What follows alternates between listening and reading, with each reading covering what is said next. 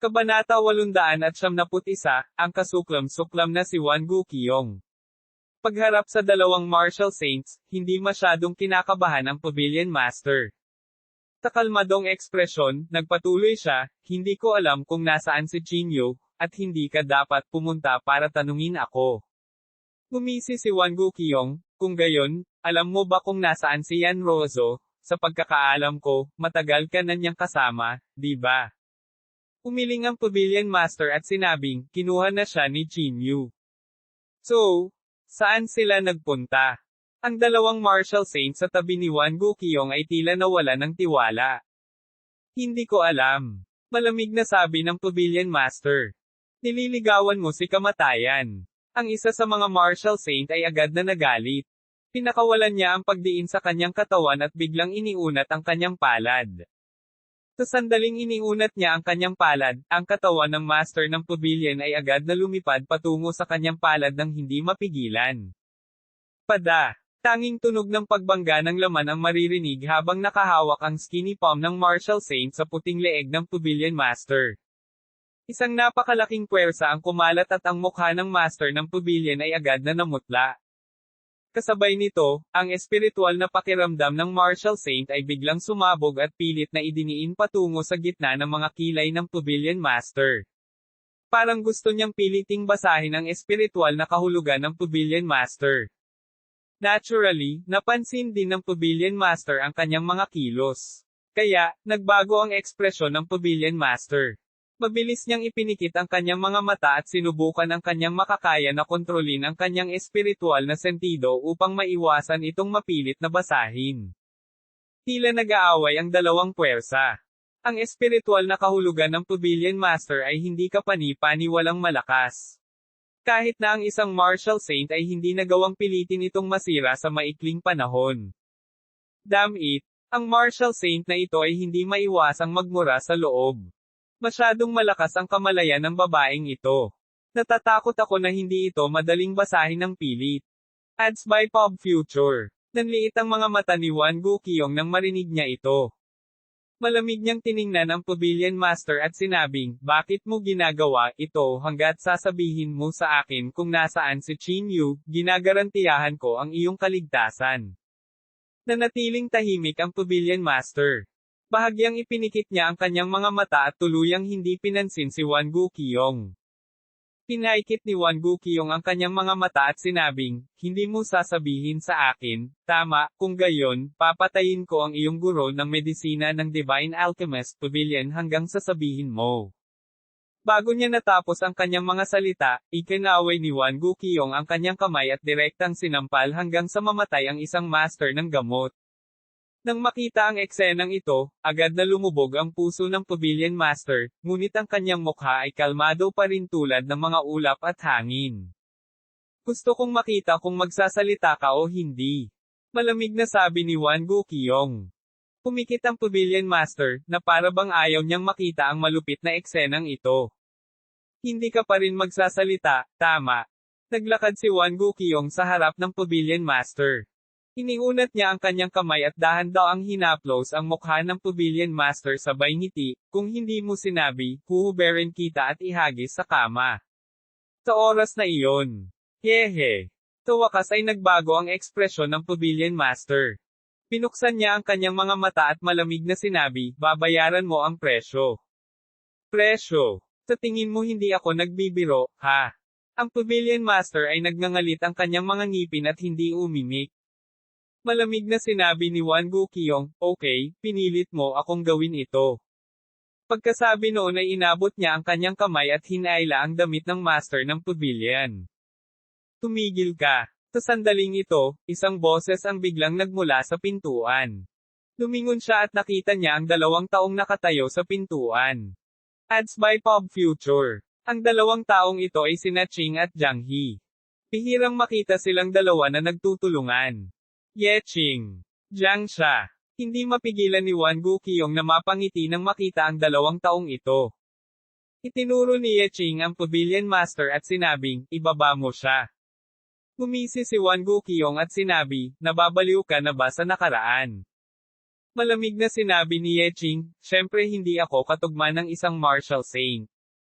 Kung ganoon ay mawala ka kaagad. Kung hindi, huwag mo akong sisihin sa pagiging bastos. Mabangis na sigaw ni Wan Guqiyong. Kasabay nito, lumingon din ang dalawang martial saints kay Yeching.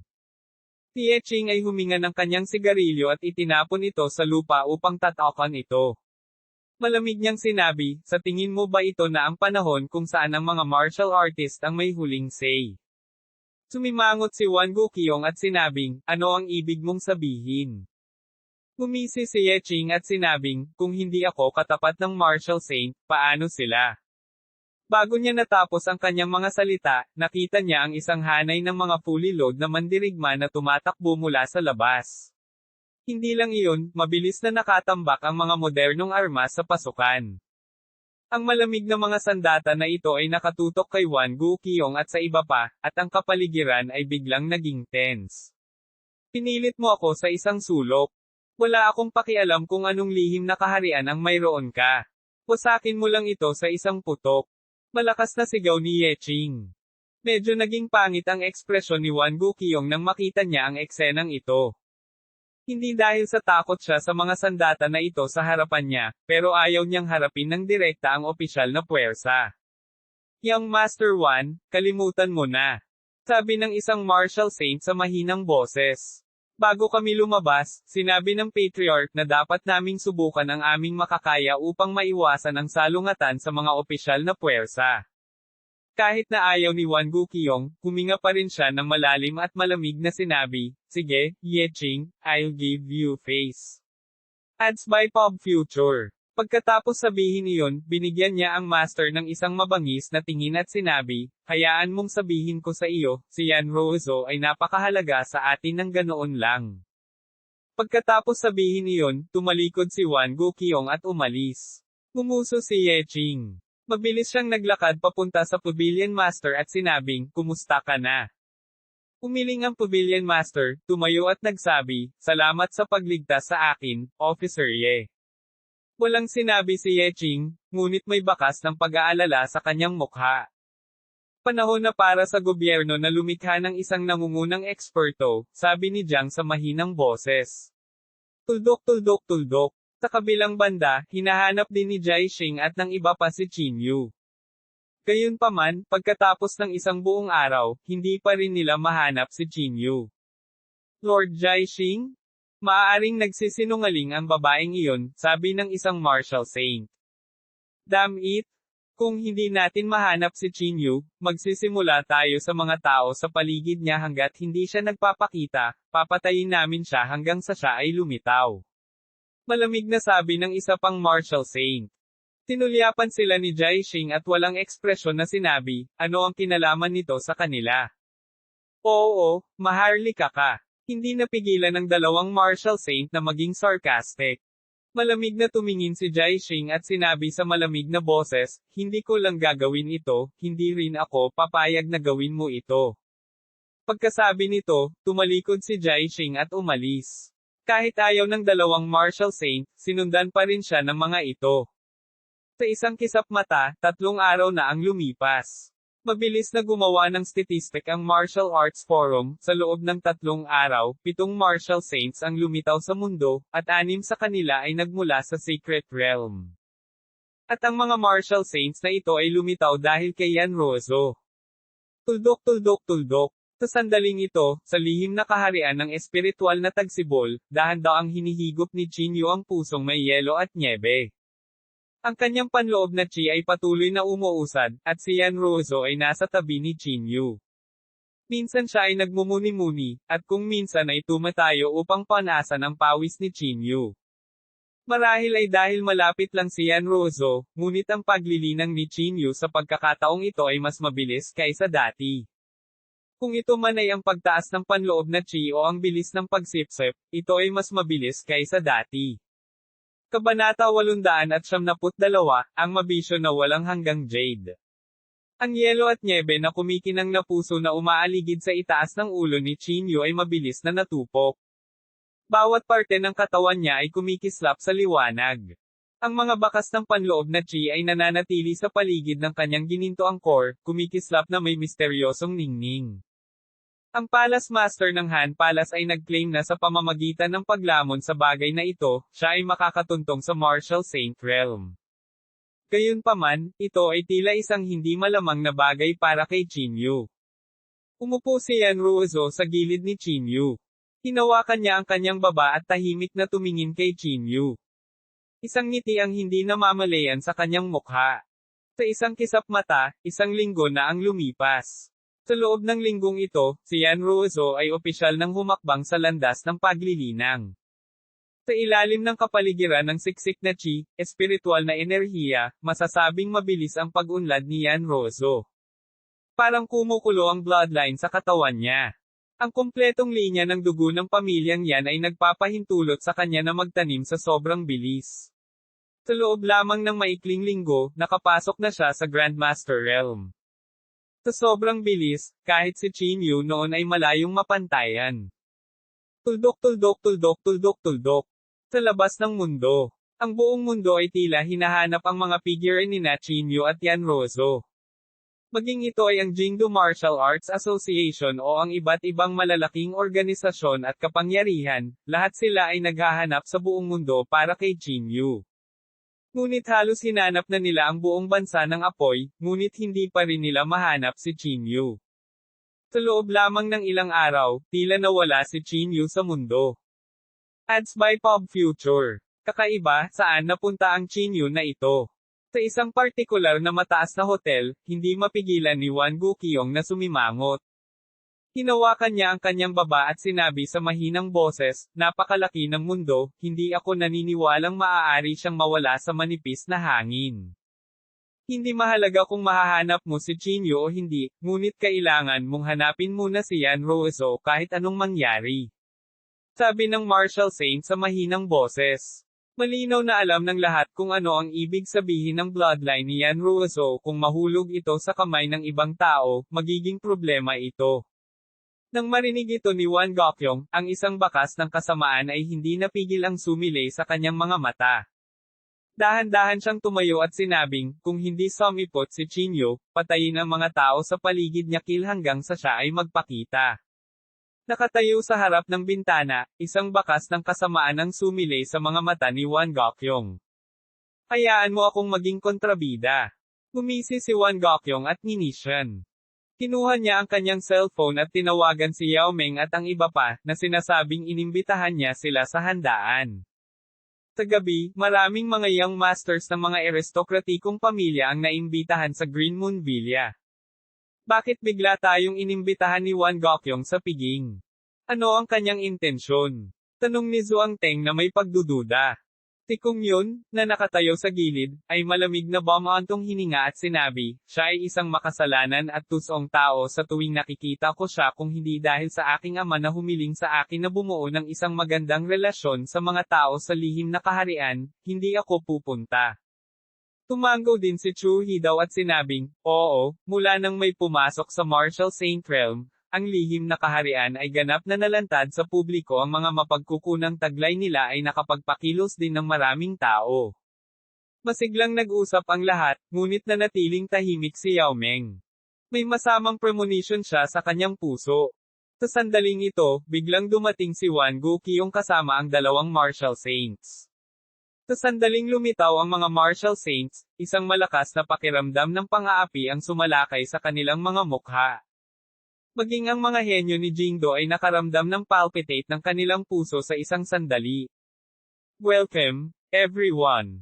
Inilibot ni Wan Guqiong ang kanyang tingin sa karamihan na may ekspresyon ng isang maliit na tao na nakamit ang tagumpay. Ads by Pop Future. Malamig nang umuso si Kung Yun at ibinaling ang mukha sa gilid. Walang pakialam si Wan Guqiong. Walang pakialam niyang sinabi, narito ang lahat para bigyan ako ng mukha, ako, si Wan, ay narito para pasalamatan ka. Young Master Wan, kung mayroon kang sasabihin, sabihin mo lang na abala ang lahat, utol niya kay Wan Guqiong. Si Wan Guqiong ay hindi nagmamadali. Sabi niya na may mahinang ngiti, sa panahong ito, hinahanap namin si Jinyu sa tingin ko alam ng lahat kung may nakakaalam ba dito. Paano namin malalaman?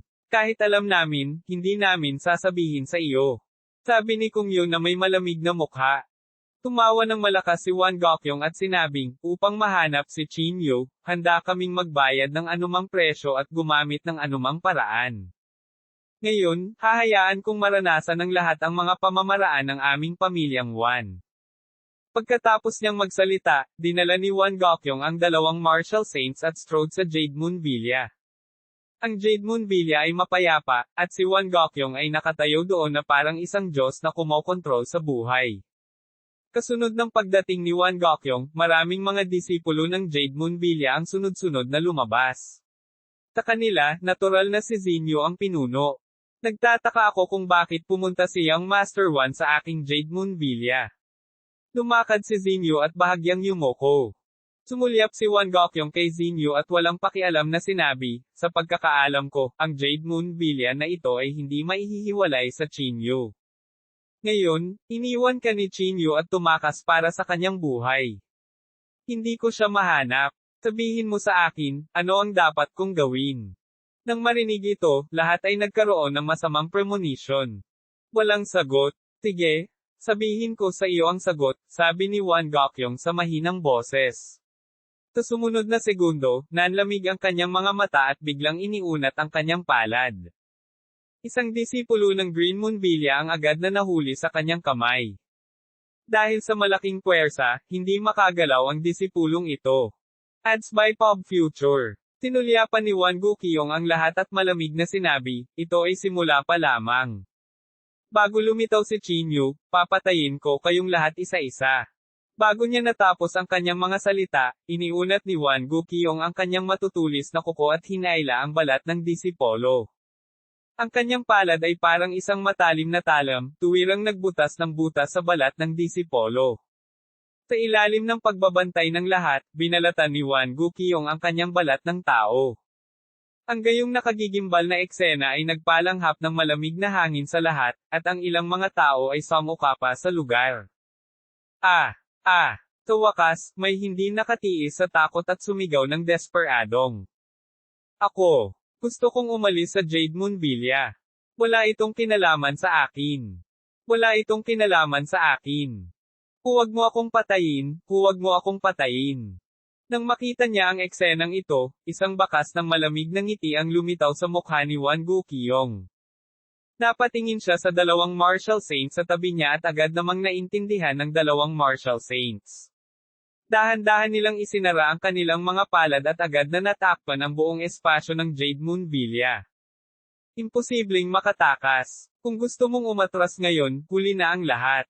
Ngumisi si Wan Gokyong, ipinakita ang isang mapait na ngiti. Nang makita ang eksenang ito, kapansin-pansing nagbago ang ekspresyon ng lahat.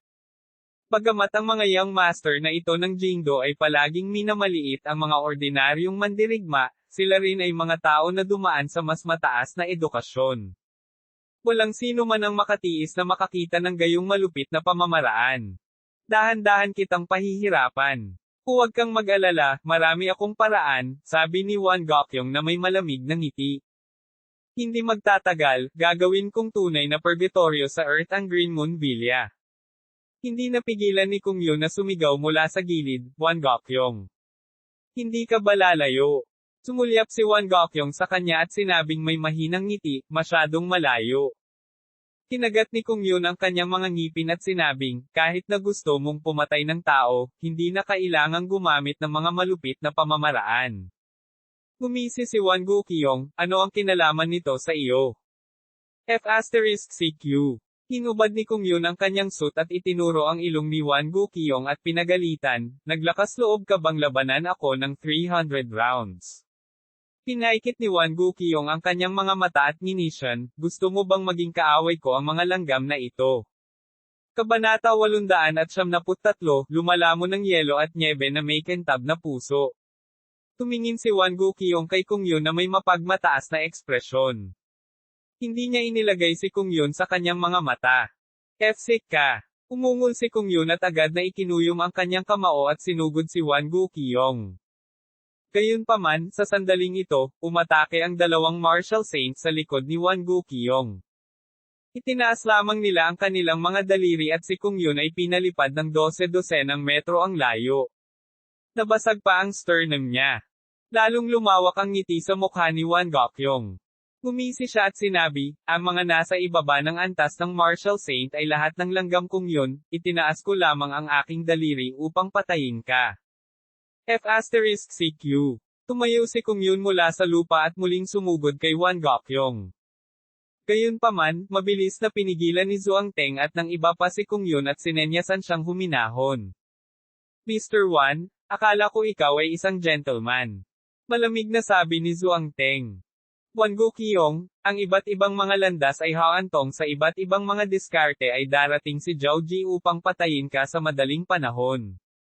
Sana mapatay kita gamit ang sarili kong mga kamay sa susunod na makita kita. Maraming mga young masters ng Jingdo ang sunod-sunod na umalis sa Green Moon Villa. Wala silang mababago. Ang magagawa lang nila ay subukan ang kanilang makakaya na huwag masaksihan ang malupit na eksenang ito. Sa loob ng 3 buong araw, ang Green Moon Villa ay naging isang ilog ng dugo. Ito ay tunay na naging isang impyerno sa Earth. Kung hindi inalis ni Yao Ming si Xinyu kasama ang kanyang death warrant, siya na sana ang naging galit ng bilanggo ng walang hanggang sandata. Tuldok. Lumipas ang oras. Sa isang kisap mata, isang buwan na ang lumipas. Ads by Pop Future. Sa buwang ito, hinahanap ng lahat ang figure ni Xinyu, ngunit walang balita. Gayunpaman, ang mga puwersang ito mula sa Mystic Realm ay hindi pa rin sumuko. Sa araw na ito, maraming martial saints ang nagtipon sa opisina ng Jingdo Martial Arts Association. Bagamat lahat sila ay mga martial saints, mayroon pa ring malaking agwat sa pagitan ng kanilang mga lakas. Ang pinakamakapangyarihan sa kanila ay natural na nagmula sa pangalawang lihim na kaharian, si Jai Xing. Siya ay isang peak powerhouse sa advanced stage ng martial saint. Kahit na sa pangalawang lihim na kaharian, siya ay isang walang talo na pag-iral. Kinakatawan ng lakas ang karapatang magsalita, at natural na hawak ng Jingdo Martial Arts Association ang dominanteng posisyon. 7 martial saints ang nagtipon sa iisang opisina. Ang taong namamahala sa pulong na ito ay si Gu Xinghe, na nakaranas ng 2 pagkatalo. Sa loob ng isang buong buwan, wala kaming nakitang anumang kapaki-pakinabang na impormasyon. Inilibot ni Gu Xinghe ang kanyang tingin sa maraming martial saints. Walang bakas ng takot sa mukha niya. Sa kabaligtaran, patuloy siyang minamaliit ng tingin sa kanila. Young Master Gu, naniniwala ako na ang Jingdo Martial Arts Association ay dapat magkaroon ng mas madaling paraan upang mahanap si Xinyu, tama ba?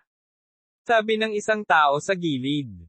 Sumulyap si Gu Xinghe sa kanila at sinabing, kaya nga pinatawag kita rito. Mayroon tayong dugo ni Yan Rozo. Sa pamamagitan ng isang lihim na pamamaraan, tumpak nating mahahanap ang kanyang lokasyon. Ngunit sa kasamaang palad, ang aming pagbabawas ay nabigo ng maraming beses. Nang marinig ito, ang lahat ng naruroon ay nagtinginan sa isa't isa ng may pagtataka. Failed. What do you mean? May sumimangot. Dahan daw ang tumayo si Gu Xinghe at malamig na sinabi, isa lang ang posibilidad, at iyon ay nakapasok sila sa isang lihim na kaharian. Kapag nakapasok na sila sa Secret Realm, mawawala ng bisa ang deduction natin. Sa sandaling sinabi ang mga salitang ito, ang lahat ay biglang namulat. Ads by Pop Future. Tama yan.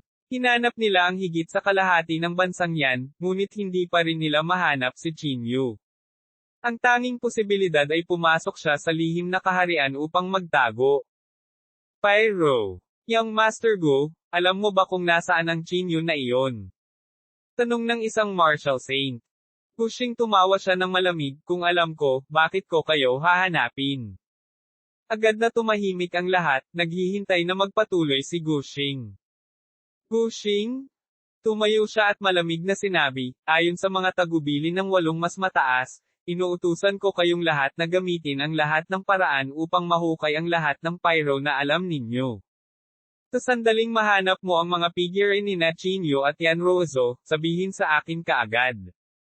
Kung may nagtago nito at hindi nagulat, ang Jingdo Martial Arts Association ay kikilos para lipulin ang lihim na kaharian na iyon. Ang mga salitang ito ay nagdala ng matinding pananakot at agad na naging sanhi ng labis na pagkadismaya ng lahat. Young Master Gu, bilang mga martial saints, maaaring hindi kami matakot sa iyo, malamig na sabi ng isang martial saint. Ganun ba? Hindi napigilan ni Gu Xinghe na tumawa ng malamig. Pagkatapos, tumingin siya kay Jai Xing na nasa tabi niya. Hindi umimik si Jai Xing. Bigla niyang itinulak ang palad niya paarap. Ang mapanirang kapangyarihang iyon ay agad na bumulwak mula sa kanyang manggas. Ang kapangyarihang ito ay napakalakas na halos malunod ang martial saint na iyon sa isang iglap. Boom! Sa loob lamang ng kalahating segundo, ang pisikal na katawan ng martial saint na iyon ay naging madugong ambon. Nang makita ng lahat ang eksenang ito, hindi nila napigil ang sumipsip ng malamig na hangin. Pareho silang martial saints, pero ganito kalaki talaga ang agwat sa pagitan nila.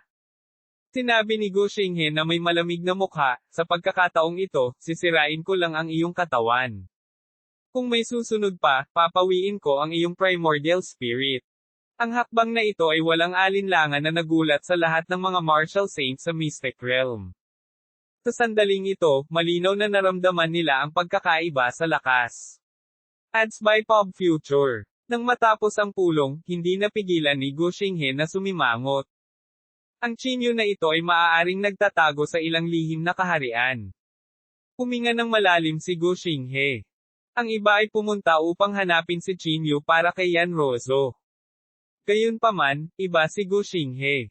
Nais niyang mahanap niya si Chinyu at punatin ito, para maipaghiganti niya ang kanyang sarili. Kung si Chinyu ay nagtatago sa isang walang nakatirang lihim na kaharian, natatakot ako na walang makakahanap sa kanya, sabi ni Jai Xing sa gilid. Bahagyang bumantong hininga si Gu Xinghe at sinabing, ayos lang ang aking ama sa mga nakatataas sa loob ng ilang araw, magkakaroon ng isang top tier na Mystic Realm Master na tutulong sa akin. Kapag dumating ang oras na iyon, kahit na nagtago siya sa lihim na kaharian, mahahanap pa rin natin siya. Tuldok tuldok tuldok. Sa sandaling ito, hinihigop pa rin ni Chinyu ang pusong nagliliyab ng yelo at nyebe sa masayang bilis. Mas mahirap lunokin ang yelo at snow glazed na puso kaysa sa inaakala ni Chinyu. Sa isang buong buwan, kalahati lang ng yelo at nyebe na glazed na puso ang nilamon. Pinuksan ni Chinyu ang kanyang mga mata at tumangala sa yelo at snow glazed na puso na nakasabit sa itaas ng kanyang ulo. Hindi niya maiwasang sumimangot. Ang pagsipsip ng yelo at snow glazed na puso ay tila umabot na sa pinakamataas, sabi ni Chinyu sa malalim na boses. Medyo nagulat ang mga mata ni Yan Rozo. Napabuntong hininga si Chinyu at sinabing, kung ito man ay panloob na chi, yin chi, o iba pang mga aura, mararating nilang lahat ang kanilang pinakamataas. Pagkatapos maabot ang rurok, gaano man kalaki ang iyong pagsipsip, ang iyong lakas ay hindi bubuti ng kahit kalahating hakbang. Natarante si Yan Rozo, ngunit tumango pa rin siya. Ibibigay ko sa iyo itong pusong may yellow snow glazed. Kinuha ni Chinyu ang pusong may yellow snow glazed at iniabot kay Yan Rozo.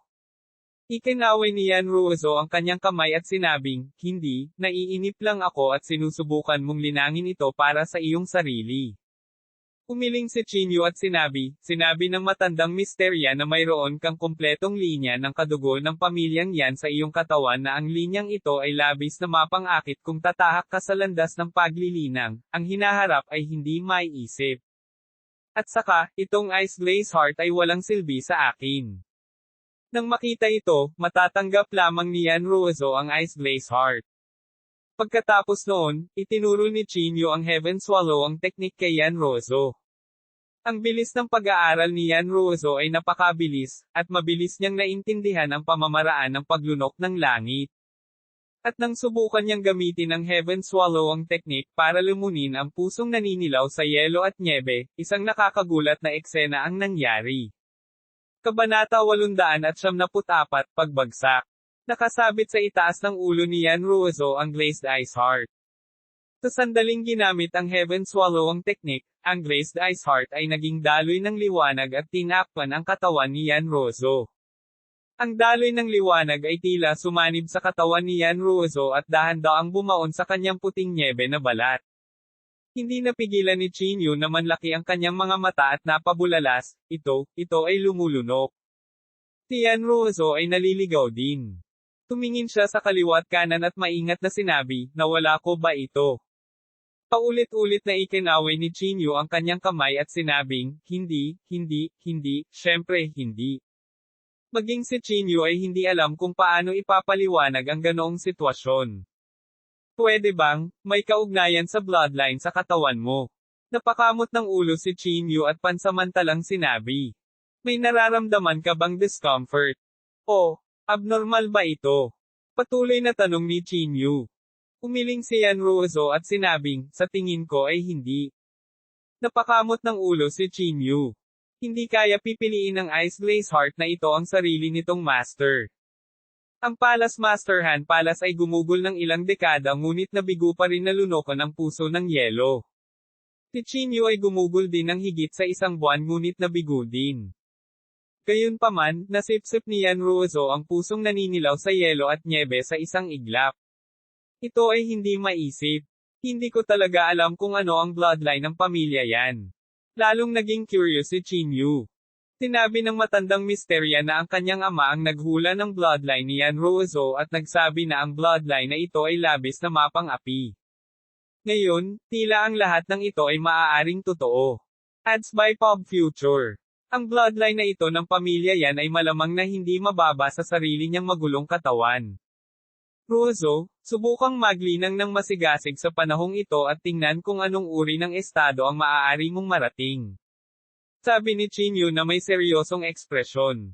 Tumango si Yanruozo at nakangiting sinabi, sige, makikinig ako sa iyo. Napaungol si Chinyu bilang pasasalamat. Wala siyang ibang sinabi. Inalis niya ang puso ng yin mula sa spatial na banal na kasangkapan at sinimulang i-absorb ang yin chi. Pinaikot niya ang kanyang mga meridian upang i-circulate ang pamamaraan ng mental cultivation at naghanda upang makapasok sa half-step martial saint stage. Matapos matanggap ni Yanruozo ang order ni Chinyu, nagsimula na rin siyang maglinang sa pag-iisa ng buong puso. Sa malawak na mystic realm, si Liu lang ang mukhang naiinip. Ang kanyang talento sa cultivation ay hindi mataas, ngunit ang kanyang kakayahan sa pag-unawa patungo sa mystic realm ay napakalakas. Kaya, sinubukan ni Liu na bumawi sa kapintasan sa mystic realm na ito. Sa kasamaang palad, si Liu ay gumugol ng ilang araw ng pagsisikap at sa huli ay nabigo. Puntong hininga, kung gusto kong bumawi sa kapintasan sa mystic realm, natatakot akong kailanganin ko ang tulong ng isang makapangyarihan. Mamantong hininga si Liu sa kanyang puso. Mabilis na lumipas ang oras. Sa isang kisap mata, lumipas ang isang buwan. Sa araw na ito, sa high-level meeting room ng Jingdu Martial Arts Association, ibinababa ni Go Xinghe ang kanyang ulo, naghihintay sa pagdating ng mga high-level na opisyal. Makalipas ang ilang minuto, dumating ang ilang mas mataas na tao sa opisina. Kasabay nito, pumasok din ang isang Mystic Realm Master. Siya ay isang high-grade Mystic Realm Master, si Du Xuanyo ay may kontrol sa 89,000 secret keys na 99% ng Mystic Realm sa mundo ay maaaring makrak, sabi ng isang mas mataas. Mayroon kang hindi hihigit sa isang buwan upang mahanap si Yanruozo. Napakahigpit ng boses ng mga nakatataas, at walang nang ahas na pabulaanan ito. Ads by Pop Future. Mabilis na tumayo si Gu Xinghe at nagsabi, oo, Ginoo. Labi sa isang buwan kung hindi namin siya mahanap pagkatapos ng isang buwan, natatakot ako na hindi na namin mahahawakan ang kanyang kadugo. May bahagyang pag-aalala sa tono ng mga nakatataas. Ito ang unang pagkakataon na naramdaman ni Gu Xinghe ang pag-aalala ng mga nakatataas. Sir, pwede ko bang itanong kung bakit? Kumunat ang noo ni Gu Xinghe at nagtanong. Maaaring mawala si Yanruozo sa mundo sa loob ng isang buwan. Natahimik sandali ang mga nakatataas, pagkatapos ay sinabi sa mahinang boses, mawala sa mundo, malapit na ang oras. Lalo nitong ikinalito si Gu Xinghe. May gusto siyang itanong, ngunit marahas siyang naputol. Tandaan, ang una nating layunin ay mahanap si Yanruozo kahit sino pa ang makahanap sa kanya, kailangan natin siyang mahanap sa lalong madaling panahon. Malamig na sabi ng mga nakatataas. Kahit na mahulog si Yan Ruozo sa kamay ng iba, kailangan natin siyang mahanap sa loob ng 1 buwan. Nang marinig ang nerbiyos na tono ng mga nakatataas, hindi nang ahas si Gu Xinghe na maging pabaya at nagmamadaling sumigaw, oo. Pagkatapos, inilabas ni Gu Xinghe si Du Xuanyo sa meeting room. Mr. Do, kung ang Chinyu na iyon ay pumasok sa lihim na lugar na walang may-ari, mahahanap mo rin ba siya? Tanong ni Gu Xinghe sa malalim na boses. Walang pakialam na sinabi ni Du Xuanyo, ako ay isang high-grade Mystic Realm Master at sobrang sensitibo ako sa Mystic Realms, hanggat mayroon akong sapat na oras, tiyak na mahahanap ko siya. Yumuko si Gu Xinghe at sinabi, kung gayon, guguluhin kita, Mr. Do. Pagkatapos, pinangunahan ni Gu Xinghe si Du Xuanyo at nagsimula ng masusing paghahanap. Ang mga tao mula sa iba't ibang Mystic Realms ay gumamit ng kanilang natatanging kakayahan, at ang pinakakasuklam-suklam ay walang alinlangan na si Wan Guoqiong. Nahukay ni Wan Guoqiong ang lahat ng koneksyon kay Chinyu at nagplanong patayin ang lahat ng tao sa paligid niya ng paisa-isa. Tuldok. Sa isang iglap, nakapasok na si Chinyu sa Secret Realm sa loob ng 3 buong buwan. Ads by Pop Future. Sa araw na ito, biglang binuksan ni Chinyu ang kanyang mga mata. Ang pusong yin na nakasabit sa itaas ng kanyang ulo ay nag-iba-iba rin ng walang dahilan. Mukhang papasok na ako sa half-step martial saint realm. Tumayo si Chinyu at sinabi sa mahinang boses. Napatingin siya kay Yan Ruozo na nakaupo sa tabi niya. Sa sandaling ito, mabagal ang paghinga ni Yan Ruozo. Ang kanyang paghinga ay napaka-stable, napakatatag na ang isa ay hindi makaramdam ng anumang pagbabago. Si Yan Ruozo ay tila may natural na pagkakatugma sa chi, espiritual na enerhiya. Habang siya ay huminga at huminga, ang lahat ng chi, espiritual na enerhiya ay hindi napigilan ang pag-akyat sa kanyang katawan.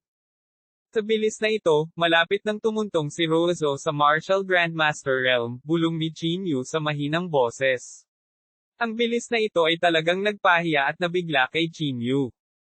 At ang huling beses na nabigla si Chinyu ay si Xiaoyu. Ang bilis ng cultivation nilang dalawa ay higit pa sa kanya. Inalis ni Chinyu ang kanyang pusong yin at maingat na naglakad sa malayo. Hanggang sa dumating siya sa isang walang tao na lupain ay dahan-daang nagpakawala ng hininga si Chinyu. Ang paghakbang sa kalahating hakbang na Martial Saint Realm ay hindi magsisimula sa makalangit na kapigatian, ngunit ang ginintoang core ay mapapansin ang pagbabago, naisip ni Chinyu sa kanyang puso. Ang half-step Martial Saint Realm ay isang panahon ng paglipat para sa isang Martial Marquis upang maging isang Martial Saint, at ang Golden Core ay tahimik ding magbabago sa sandaling ito. Nag-iwan ng sugat ang ginintoang core ni Chinyu, na bahagyang nag-alala sa kanya. Sana makaligtas ako dito, sabi ni Chinyu sa mahinang boses. Bahagyang ipinikit niya ang kanyang mga mata at nagsimulang sumubok na makalusot. Ang mga butil ng panloob na chi ay inilabas lamang mula sa kanyang dantian. Sa sandaling ito, unti-unting umiikot ang ginintoang core sa kanyang katawan. Ang bilis ng pag-ikot ng Golden Core ay naging mas mabilis at mas mabilis. Ang maladagat na kapangyarihan sa katawan ni Chinyu ay hindi maiwasang lumabas.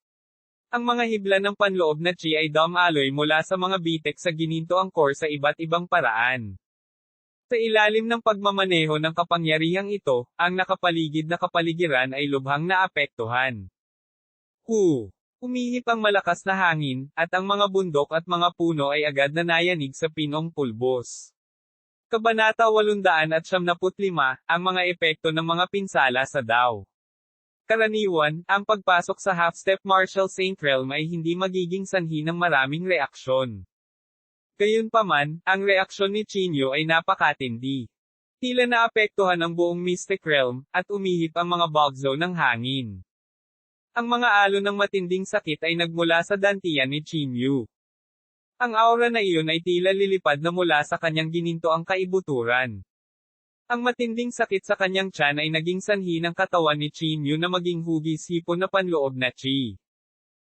Ang sakit na ito ay hindi kayang tiisin kahit para kay Chinyu. Ang kanyang katawan ay patuloy na naglalabas ng marahas na kapangyarihan, halos patagin ang paligid. Hindi napigilan ni Chinyu ang sumigaw ng malakas. Napangiwi siya sa sakit, napaluhod sa lupa habang mahigpit na nakakuyom ang mga kamao.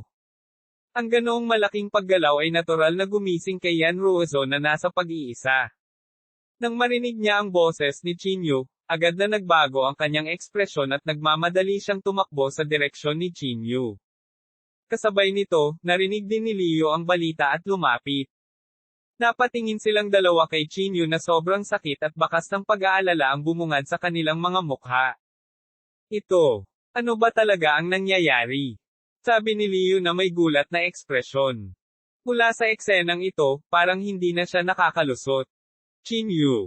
Hindi matiis ni Yan Ruozo na makita si Chinyu na nagdurusa ng ganito. Tigaw niya at tumakbo patungo kay Chinyu. Sa sandaling marinig niya ang boses ni Yan Ruozo, nagmamadaling itinaas ni Chinyu ang kanyang ulo at tumingin sa direksyon ni Yan Ruozo. Ads by Pop Future. Hindi maganda. Nagbago ang ekspresyon ni Chinyu. Ang marahas na enerhiya sa kanyang katawan ay malamang na makapinsala kay Yan Ruozo. Sa pag-iisip nito, nagmamadaling inayos ni Chinyu ang panloob na chi sa kanyang katawan at sinubukan ang kanyang makakaya upang patatagin ang kapangyarihang ito. Patuloy na bumubuhos ang malamig na pawis sa noo ni Chinyu. Ang panloob na chi sa kanyang katawan ay talagang nakontrol sa maikling panahon. TSK. Ito ba ang kapangyarihan ng pag-ibig? Hindi napigilan ni Leo ang pag-ungol sa gilid. Marahil ay dahil nag-aalala siya kay Yan Ruozo at na-trigger ang kanyang potensyal, sa madaling sabi, ang ginintoang core ni Chinyu ay talagang nagpapatatag sa sandaling ito. Ang kanyang panloob na chi ay dahan-daang bumabawi, at ang ginintoang core ay nagsimula ring dahan-daang nahuhubog. Miss Yan, mas mabuting bumalik ka na kay Chinyu. Kumaway si Leo kay Yan Ruozo. Siya ay nasa kritikal na sandali ng kanyang tagumpay. Pinakamabuting huwag istorbohin siya. Nang marinig ito, huminto rin si Yan Ruozo sa kanyang kinatatayuan. Bagamat labis siyang nag-aalala, masunurin pa rin siyang naglakad sa gilid. Naka-cross-legged si Chinyu sa lupa, dahan-daang naramdaman ang pagtaas ng kanyang lakas. Ang kanyang panloob na chi ay mabilis na tumataas, nagiging masiksik, at ang kanyang katawan ay naging lalong hindi nasasaya. Ang prosesong ito ay tumagal ng buong 4 na oras. Pagkaraan ng 4 na oras, ang panloob na chi ni Chinyu ay ganap na kumalma. Napabuga si Chinyu ng isang subo ng maputik na panloob na chi. Tumayo siya mula sa lupa at sinabi sa mahinang boses, ang pinsalang iyon, talagang nakaapekto sa akin. Matingkad pa rin sa kanyang isipan ang mapanganib na tagpong kanina lamang. Kung hindi dahil kay Yan Ruozo, hindi makokontrol ni Chinyu ang kanyang golden core. Ads by Pop Future. At mayroon lamang isang huling resulta, na sumabog at mamatay. Hindi nito maiwasang maiparamdam kay Chinyu ang mga alon ng matagal na takot. Kung makatagpo siya ng ganoong sitwasyon noong siya ay papasok sa Martial Saint Realm, malamang na mamatay siya ng walang pag-aalinlangan. Chinyu? Ikaw ba? Okay. Mabilis na naglakad si Yan Ruozo. Tumango si Chinyu at nakangiting sinabi, napakaganda ng aking lakas. Mula nang pumasok siya sa Martial Marquee Realm, sa tuwing gagawa si Chinyu ng isang pambihirang tagumpay, ang kanyang lakas ay tataas ng husto. Ang oras na ito ay walang pagbubukod. Ngayon lang. Anong nangyari? Puno ng pag-aalala ang malalaking mata ni Yan Ruozo. Sinabi ni Chinyu sa malalim na boses, dahil pa rin ito sa pinsala sa katawan ko kung hindi dahil sa iyo ngayon, baka sumabog na ako at namatay. Pumutok at namatay. Namutla ang mukha ni Yan Ruozo. Kung gayon, wala na bang paraan upang gamutin ang sugat na ito? Napangiti si Chinyu. Meron, ngunit kailangan mo ng material na ito, hindi matatagpuan sa mundong ito. Material. Anong material? Nagmamadaling tanong ni Yan Ruozo. Nag-isip sandali si Chinyu at sinabing, mukhang tinatawag itong Heavenly Vanilla. Heavenly Vanilla. Tahimik na naalala ni Yan Ruozo ang pangalang ito. Ikinaway ni Chinyu ang kanyang kamay at sinabing, hindi ito isang malaking problema, mag-iisip ako ng paraan upang malutas ito. Bagamat sinabi niya ito, labis na nag-aalala si Chinyu. Ang epekto ng pinsalang ito ay higit na lumampas sa inaasahan ni Chinyu. Nakapasok pa lang siya sa half-step martial saint realm, ngunit ang kanyang katawan ay halos sumabog at namatay. Kung nakalusot siya sa martial saint realm, mas malaki pa ang impact. Ang pagpasok sa martial saint realm ay isang lubhang mapanganib na bagay. Ang isang sandali ng kawalang ingat ay maaaring magresulta sa kamatayan, hindi banggitin ang sugat na ito. Ads by Pop Future. Bukhang. Bago ako makalusot, baka kailangan kong mag-isip ng paraan para maresolba ang sugat na ito. Naisip ni Chinyu sa sarili. Bagamat ganoon ang iniisip niya sa loob, hindi ito ipinakita sa ekspresyon ni Chinyu. Wow! Tatawid ka talaga sa Martial Grandmaster Realm. Sa sandaling ito, nagulat si Chinyu nang matuklasan na muling tumaas ang lakas ni Yan Ruozo. Taglit na nag-isip si Yan Ruozo at sinabing, siguro dahil sa karanasan ko sa pangalawang Mystic Realm kaya mabilis akong nalalampasan ngayon. May katuturan iyon. Tumango si Chinyu. Ang susi sa pagpapabuti ng lakas ay ang pagpapabuti ng estado ng pag-iisip ng isang tao. Hangga't ang estado ng pag-iisip ng isang tao ay sapat na mataas, sa ilalim ng kondisyon ng sapat na chi, espiritual na enerhiya, ang pagpapabuti ng paglilinang ay magiging maayos at walang harang. Ito rin ang dahilan kung bakit pipiliin ng maraming nangungunang magsasaka na palamigan ang kanilang sarili kapag nakatagpo sila ng isang bottleneck, o kahit na magbayad para sa kanilang sariling paglilinang. Bukod dito, si Yan Ruozo ay mayroon pa ring bloodline ng pamilyang yan. Sa mga sumunod na araw, nagpatuloy si Yan Ruozo sa paglilinang habang si Chinyu ay nakabantay sa gilid. Sa gabi, tumingin si Chinyu kay Liu at nagtanong, gaano na tayo katagal sa Mystic Realm na ito? Halos nagkalkula si Liu at sinabing, mga 3 buwan. Higit sa 3 buwan. Hindi maiwasan ni Chinyu na mag-alala. Plano kong lumabas at tingnan, sabi ni Chinyu sa malalim na boses. Go out. I think you're crazy, minisya ni Liu. Hindi malaking bagay kung gusto mong mamatay ang susi ay huwag idamay si Miss Yan. Kahit na ang mga salita ni Liu ay hindi kasiya siyang pakinggan, ang mga ito ay napakamakatwiran. Umupo roon si Chinyu at bahagyang bumantong hininga, nararamdaman ko na maraming tao ang madadamay dahil sa akin. Ito ay hindi magandang bagay para sa mga taong nasa closed-door cultivation, sabi ni Liu. Ang isa ay dapat na malaya sa nakakagambalang mga kaisipan sa sarado na paglilinang paano mo magagawa iyon sa iyong estado ng pag-iisip. Napabuntong hininga si Chinyu at sinabing, oo. Habang nag-uusap silang dalawa, biglang nagbago ang panloob na ni Yan Ruozo. Sa kalangitan, nagtipon ang maitim na ulap. Siya ay, magiging Martial Grandmaster. Ulalas ni Chinyu. Kabanata 876, Paglabas ng Mystic Realm. Nakatingin sa madilim na ulap na nagtitipon sa kalangitan, nagmamadaling tumingin si Chinyu kay Liu. Matatagpuan ba ng Mystic Realm na ito ang makalangit na kapigatian? Tanong ni Chinyu na may bahagyang pag-aalala. Sinabi ni Liu, karaniwan, maaari itong makatiis, ngunit mayroong isang puwang sa Mystic Realm na ito na maaaring magdulot ng isang hindi inaasahang pangyayari. Hindi inaasahang pangyayari. Ano ang ibig sabihin nito? Tanong ni Chinyu. Sinabi ni Liu, ang pinakamasamang posibilidad ay ang agwat ay magiging mas malaki. Lalaki ang agwat. Hindi napigilan ni Chinyu na umungol sa mahinang boses. Kung mas malaki ang agwat, nangangahulugan ito na mas malaki rin ang posibilidad na matuklasan. Mayroon bang paraan para pigilan ito? Tanong ni Chinyu. Umiling si Liu at sinabing, iyon pa rin ang kasabihan. Maliban kung ito ay isang makapangyarihang kaharian na kayang ayusin ang puwang na ito, kung hindi, huwag mo nang isipin iyon.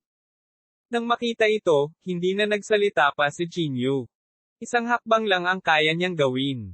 Ang mga madilim na ulap sa kalangitan ay lumaki at lumaki. Ang laki ng makalangit na kapigatian sa pagkakataong ito ay lampas sa imahinasyon. Sa pangkalahatan, mas maagang dumating ang makalangit na kapigatian, mas mataas ang talento ng isang tao. Maraming tao ang hindi makakatagpo ng makalangit na kapigatian kapag sila ay naging Martial Grandmasters. At ang sukat ng makalangit na kapigatian ay pareho. Kung mas malaki ang sukat, mas mataas ang talento ng isang tao. Ang laki ng makalangit na kapighatiang ito ay malamang na hindi mas malala kaysa sa akin, naisip ni Chinyu sa kanyang sarili. Ads by Pop Future. Dahil dito ay nag-aalalang tumingin si Chinyu kay Yanrozo. Si Yanrozo ay nagsimula pa lamang sa paglilinang sa loob ng 3 buwan at hindi natutunan ang anumang mga pamamaraan ng paglilinang. Makayanan ba niya ang makalangit na kapighatian ng ganitong sukat? Pitik. Tulad ng iniisip ni Chinyu, ang unang makalangit na kapighatian ay bumaba mula sa langit. Ang makalangit na kapighatian na ito ay walang awang bumasag sa katawan ni Yanrozo, na nag-iwan ng madugong mga marka sa kanyang puting nyebe na balat. Nang makita ito, bahagyang nagbago ang ekspresyon ni Chinyu. Gotcha! Isa pang makalangit na kapighatian ang bumaba. Ang kapangyarihan ng makalangit na kapighatiang ito ay mas malakas pa. Halos mabuksan nito ang balat ni Yanrozo, nahayag ang kanyang mapuputing buto. Ngunit sa mga ganoong sitwasyon, ang mukha ni Yanrozo ay talagang walang kahit katiting na ekspresyon. Mukhang malayo sa iyong imahinasyon ang tibay ni Miss Yan. Bamaantong hininga si Liu. Hindi napigilan ni Chinyu ang tumango. Noong una niyang naranasan ang makalangit na kapighatian, labis siyang nakaramdam ng kirot-anupat na pangiwi siya sa sakit. Gayunpaman, talagang napakataas ng tibay ni Yanrozo. Hindi nito maiwasang mabigla. Kung ikukumpara sa bloodline engraving ceremony, ang sakit ng makalangit na kapighatiang ito ay malamang nawala. Paalala ni Liu kay Chinyu sa gilid. Nagdilim ang mukha ni Chinyu nang marinig niya iyon. Tama, ang pagpapahirap na dinanas ni Yanrozo ay malamang na higit pa sa makalangit na kapighatiang ito. Boom! Ads by Pop Future. Ang isa pang mabagal na kulog ay bumagsak at halos mabasag ang lupa. Ito rin ang huling makalangit na kapighatian. Nang mawala ang makalangit na kapighatian, ang panloob na chi sa katawan ni Yanrozo ay nagsimulang umatras. Mabilis ding gumaling ang kanyang katawan. Sa isang maikling sandali, ang balat ni Yanrozo ay nakabawi sa orihinal nitong estado. Mas maislan pa, at makinis talaga ang balat niya. Dahan-dahang binuksan ni Yanrozo ang kanyang mga mata. Ang kanyang mga mata ay parang tubig sa taglagas habang nakatingin kay Chinyu.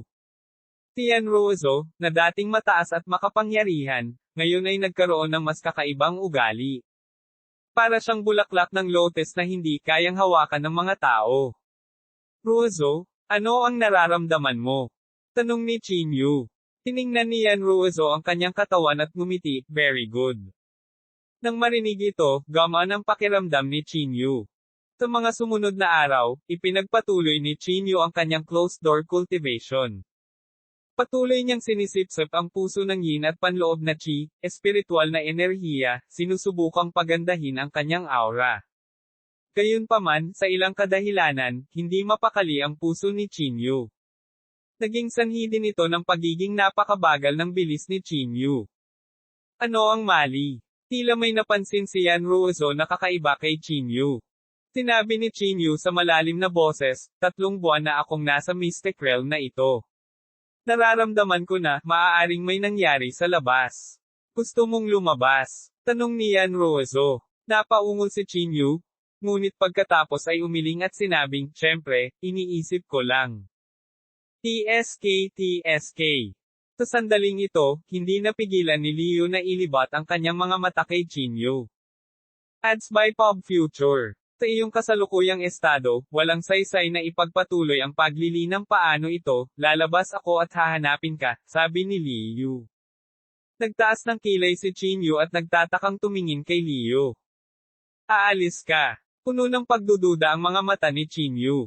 Hindi pinansin ni Liu ang tingin ni Chinyu at nagpatuloy, ako ay isang Mystic Realm Master kung ihahambing, ito ay mas ligtas. At kahit na matuklasan nila ako, wala itong mapatunayan. Hinawakan ni Chinyu ang kanyang baba at tumango, may katuturan iyon. Pero may kondisyon ako. Sa pagkakataong ito, biglang sinabi ni Liu. Agad na tumango si Chinyu at nagsabi, sabi mo, kung magagawa ko ito, hindi ako magdadalawang isip na mamatay. Isang bakas ng kasamaan ang sumilay sa mga mata ni Liu. Tumingin siya kay Chinyu at malamig na sinabi, gusto kong patayin mo ang aking Panginoon para sa akin at kunin ang kanyang sikretong susi treasury. Sa sandaling sinabi ang mga salitang ito, agad na namutla si Qin Yu sa takot. Patayin ang iyong Panginoon. Tama. Malamig na ngumuso si Liu. Ang mga mata ni Qin Yu ay lalong naguguluhan. Ang pagpatay sa kanyang amo ay isang karumal-dumal na gawa. Si Liu ay hindi mukhang walang awa na tao. Tila nakita ni Liu ang mga pagdududa ni Qin Yu at ni Nishan, huwag magpalinlang sa hitsura ni Jiang Nan siya ay isang makasalanan at kasuklam-suklam na kontrabida, hindi na ako makapaghintay na kainin ang kanyang laman at inumin ang kanyang dugo.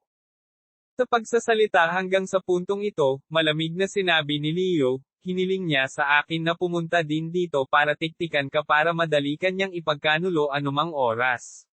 Bakit? Gusto mo pa bang maging malambot ang puso? Nagmamadaling iwinagayway ni Qin Yu ang kanyang kamay at sinabing, mahinahon ang pagkakaintindi mo.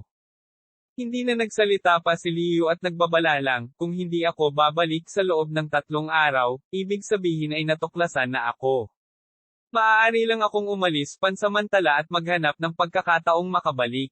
Sige, salamat. Itinaas ni Qin Yu ang kanyang mga kamay kay Liu. Hindi na nag-aksaya pa ng oras si Liu. Agad niyang binuksan ang entrance at umalis. Kasabay nito, nangyari ang bagay na pinakakinakabahan ni Liu. Sa ilalim ng impluwensya ng makalangit na kapigatian, talagang naging mas malaki ang agwat sa mistikong kaharian na ito. Kabanata 877, dumating ang nangungunang Mystic Realm Master. Kung titingnan mula sa labas, ang espiritual na bukal ay naging mas malawak, at ang chi, espiritual na enerhiya sa loob nito ay naging mas siksik din. Lumabas si Liu sa Mystic Realm. Paglabas niya, naamoy niya ang masangsang na amoy ng dugo. Tinakpin pa ng madugong amoy na ito ang chi, espiritual na enerhiya na ibinubuga mula sa espiritual na bukal. Ang akumulasyon ng hindi mabilang na mga bangkay ay nagdagdag ng kaunting yin energy sa Green Moon Villa. Ang enerhiya ng yin at ang espiritual na bukal ay nag-offset sa isa't isa, na hindi sinasadyang nagdulot ng mga tao na mapabayaan ang espiritual na tagsibol na ito. Ito, habang nakatingin sa eksenang nasa harapan niya, maging si Liu, na nakahanda sa pag-iisip, ay hindi maiwasang magpakita ng bakas ng takot sa kanyang mukha. Ang malaking Green Moon Villa ay nakakagulat na naging purgatorio sa lupa. Ang mga bangkay, balat ng tao, at tuyong dugo sa lupa sa lahat ng dako ay nagpapahiwatig na ang lugar na ito ay nakaranas ng sakuna. At ang mga bangkay na iyon ay mas kakaiba. Ang ilan ay nabalatan ng balat, ang ilan ay hinugot ang kanilang mga buto, at ang ilan ay pinirito at napahiya hanggang sa mamatay. Sa pagtingin sa eksenang ito, mas lalong namutla ang mukha ni Liu. Ang eksenang ito ay malayo sa kanyang imahinasyon. Green Moon Villa, patay na silang lahat. Hindi napigilan ni Liu na umungol sa mahinang boses. Ads by Pop Future. Noong una ay gusto niyang tingnan at pagkatapos ay bumalik, ngunit nang makita ang eksenang ito, nagsimulang mag-alala si Liu. Pagkatapos ng maraming pag-iisip, sa wakas ay nagpasya si Liu na mag-scout para sa karagdagang impormasyon. Tuldok. Mahigit 3 buwan na ang lumipas. Sa 3 buwang ito, ang mundo ng martial arts ng bansa ng Apoy ay sumailalim sa isang nakasisindak na pagbabago. Maraming mga sekta ang umusbong sa napakaraming bilang, at ang mga sekta na nagtataglay ng mga martial saints ay kagulat-gulat na naging tunay na mga sekta sa unang antas sa mundo. Upang matatag na kontrolin ang mga ito sa kanilang sariling mga kamay, ang Jingdu Martial Arts Association ay nagdaos ng maraming pagpupulong. Naging sanhi ito ng labis na pagkabalisa ni Gu Xinghe. Ibinigay niya kay Jai Xing ang gawaing hanapin si Qin Yu habang siya ang namamahala sa koordinasyon ng mga sektang ito. Wala kaming sapat na lakas ng tao, sabi ni Gu Xinghe na nakakunot ang noo. Kailangan nating ilabas ang mga tao sa pangalawang lihim na kaharian. Tumango ang mahabang kilay na lalaki sa tabi niya at sinabing, Manam, bukod pa riyan, dapat din nating gamitin ang biyaya at kapangyarihan para maiwasan ang anumang pagbabago. Tinulyapan ni Gu Xinghe ang lalaking may mahabang kilay at sinabing, ang ibig mong sabihin ay hilingin sa JINGDU Martial Arts Association na isuko ang kanilang mga benepisyo. Hindi lamang natin kailangang isuko ang kanilang mga benepisyo, kailangan din nating maging mapagbigay. Huminga ng malalim ang lalaking may mahabang kilay. Natahimik sandali si Gu Xinghe. Hindi siya umimik, parang may iniisip siya. Ads by Pop Future. Pagkaraan ng ilang sandali, tumango si Gu Xinghe at sinabing, "Okay, gagawin namin ang sinabi mo, kailangan din naming mag-recruit ng mga bagong tao." Ang lilang robe ng Jingdo Martial Arts Association ay ganap na pinatay ni Qin Yu. Ito rin ang naging dahilan upang ang JINGDU Martial Arts Association ay walang magagamit. Kaya, sa pamumuno ni Gu Xinghe, nagsimula ang pangangalap ng mga bagong tao. Tuldok.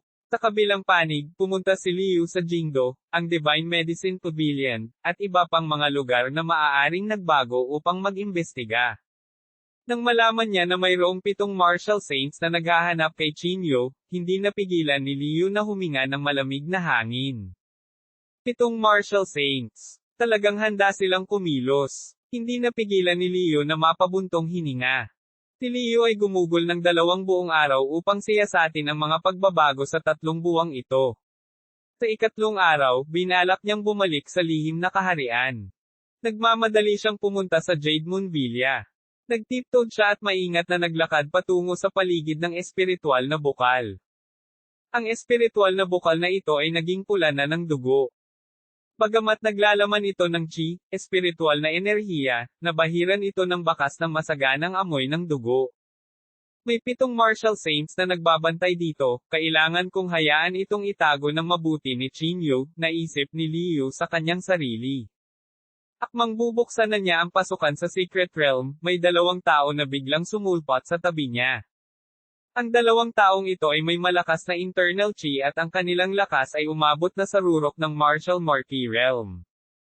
Sa sandaling ito, malamig silang nakatingin kay Liu. Ads by Pop Future. Sino ka? Anong ginagawa mo dito? Ang 2 taong ito ay malamig na tumingin kay Liu at ang kanilang mga mata ay puno ng pagbabantay. Bahagyang nagbago ang ekspresyon ni Liu. Pinigilan niya ang gulat sa kanyang puso at sinabing may nakakahiyang ngiti, "Nabalitaan ko na may patayan dito, kaya pumunta ako upang tingnan kung maaari kong kunin ang ilang babe." Babe. Nagkatinginan silang 2 at pagkatapos ay sinabing may malamig na ngiti, "Kahit may babe, pwede ko bang iwan ito para sa iyo? Matagal na itong kinuha ni Young Master 1. Young Master 1. Sinong Young Master 1? Pansamantalang tanong ni Liu. Siyempre ito ay ang Wan Gu Qiyong kahit na hindi mo kilala si Young Master 1, ngunit naglakas loob ka pa ring pumunta dito upang maghanap ng mga kayamanan. Tumango si Liu at tila malalim ang iniisip. Kung wala nang iba, bilasan mo at umalis, ang mga tagalabas ay bawal pumasok dito. Kinawian ng 2 tao ang kanilang mga kamay at sinabi. Nagmamadaling tumango si Liu at sinabing, "Sige, aalis na ako. Sa ganitong mga kalagayan, si Liu ay walang paraan upang makapasok sa Mystic Realm, kaya maaari lamang siyang umalis pansamantala. Parang may chi, espiritual na enerhiya dito. Sa sandaling ito, napansin ng isa sa kanila ang isang kakaiba sa espiritual na tagsibol. Itong chi, espiritual na enerhiya, parang nagmumula sa harapan. Ito ang espiritual na bukal ng sekta ng Saint Confucian na narinig ko na noon. Sige, itigil ang paghahanap bukas, si Master Do, ang Mystic Realm Master, ay darating upang siyasatin ang lugar na ito. Mahinahong nag-usap silang 2, ngunit malinaw na narinig ni Liu ang lahat. Pagkatapos ng ilang araw ng pagsisiyasat, natural na alam ni Liu kung sino si Master Do. Iyon ang maalamat na Mystic Realm Master. Kinokontrol niya ang libu-libong lihim na susi. Ang kanyang pangalan ay parang kulog sa sinumang Mystic Realm Master. Masama ito kung darating si Du Xuanyo, tiyak na matutuklasan niya ang abnormalidad dito. Naisip ni Liu sa kanyang sarili. Sa kanyang kakayahan, magiging walang kahirap-hirap para sa kanya na buksan ang lihim na kaharian na ito. Kabanata 878, Desisyon. Nakabantay dito si Liu hanggang sa makalayo na silang 2. Saka lang siya mabilis na naglakad papunta sa paligid ng Mystic Realm. Pagkatapos magmadaling buksan ang Mystic Realm, nag-aalalang pumasok si Liu. Sa loob ng Mystic Realm, si Qin Yu ay nagtuturo ng Yan Ruozhou cultivation techniques. Tinadya niyang nakahanap ng ilang cultivation technique na angkop para kay Yanruozo mula sa kanyang minanang alaala. Ang mga pamamaraan ng paglilinang na ito ay medyo maganda at napakalakas, ngunit sa kasamaang palad, ang mga pamamaraan ng paglilinang na ito ay napakabihirang. Sa sandaling ito, nagmamadaling naglakad si Liu mula sa hindi kalayuan. Nang makita nila si Liu, sabay na tumayo sina Qinyu at Yanruozo at tumingin. Hindi maganda. Pagkaraang makita sila ni Liu, dali-dali niyang sinabi. Ano ang mali? Tanong ni Qinyu. Sinabi ni Liu sa mahinang boses, bukas, darating si Do Xuanyo upang suriin ang lugar na ito, hindi problema para sa kanya na buksan ang Mystic Realm. Pagkatapos, sinabi ni Liu kay Qinyu ang nangyari. Ads by Pop Future. Pagkatapos sabihin iyon, ang ekspresyon ni Qinyu ay agad na naging sobrang pangit. Ibig sabihin, sa harap niya, imposibleng makatakas tayo. Sabi ni Qinyu sa malalim na boses. Tumango si Liu at sinabing, sa pangkalahatan, kaya, mas mabuting umalis na tayo sa lugar na ito sa lalong madaling panahon. Kapag nahanap na niya ang Mystic Realm na ito, tiyak na mamamatay tayo. Huminga ng malalim si Qinyu at sinabi sa mahinang boses, ngunit kahit umalis tayo sa lihim na kaharian, walang paraan para makatakas. Sa kakayahan ng Martial Saint, hindi mahirap hanapin silang dalawa. Pinakamahalaga, ang JINGDU Martial Arts Association ay may dugo ni Yanruozo. Nagbigay daan ito sa kanila na madaling mahanap ang lokasyon ni Yanruozo gamit ang lihim na pamamaraan. Pag-isipan natin kung ano ang gagawin. Bahagyang napabuntong hininga si Liu. Walang sinabi si Qinyu. Matagal siyang nakaupo doon at napuno ang isip niya ng pag-iisip kung paano ito haharapin. Unti-unting nagdilim ang langit. Umupo si Qinyu sa ilalim ng mabituing kalangitan at hinawakan ang kanyang baba, puno ng pag-aalala ang kanyang mukha. Paano kung pansamantala tayong maghiwalay? Kahit isang tao lang ang makakatakas. Mungkahi ni Yanruozo. Kaagad na ikinaway ni Qinyu ang kanyang kamay at sinabing, hindi, talagang hindi. Ads by Pop Future. Sige, sa pinakamasama, hayaan nilang kunin nila ako, hindi nila ako papatayin. Kinurot ni Yanruozo ang balikat ni Qinyu at nakangiting sinabi. Hanggat hindi ako mamamatay, hindi pa ba sapat iyon kapag lumakas ka sa hinaharap, maaari mo akong iligtas. Huminga ng malalim si Qinyu.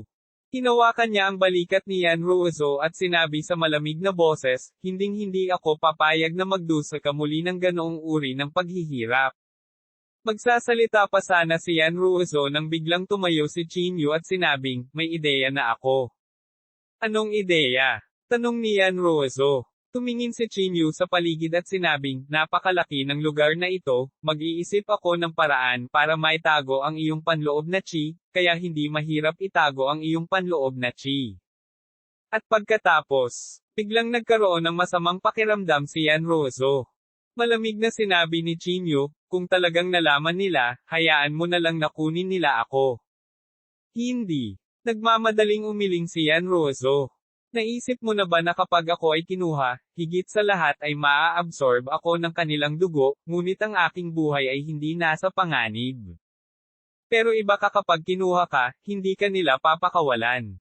Kung pipilitin mo, lalabas ako ngayon at hahayaan nila akong kunin. Sa pagtingin sa determinadong ekspresyon ni Yanruozo, napakamot ng ulo si Qinyu at nakangiting sinabi, mukhang may katuturan ang sinabi mo. Ads by Pop Future. Noon lamang nakahinga ng maluwag si Yanruozo. Marahan siyang sumandal sa tagiliran ni Qinyu at sinabi sa mahinang boses, hanggat tayo ay nabubuhay, mayroon tayong pag-asa.